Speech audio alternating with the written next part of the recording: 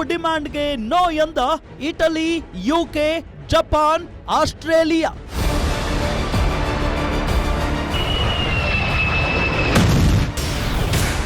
ದೊಡ್ಡನ್ನ ಬೇಡಿಕೊಂಡ್ರೂ ಸಿಗ್ತಿಲ್ಲ ದೊಡ್ಡ ದೇಶಗಳ ಸಹಾಯ.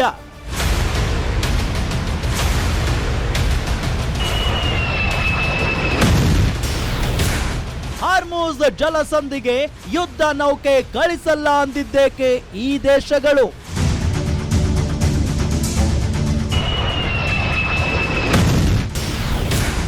ಟ್ರಂಪ್ ಅಹಂಕಾರಕ್ಕೆ ಏಟು ಕೊಟ್ಟ ನಾಟೋ ದೇಶಗಳು.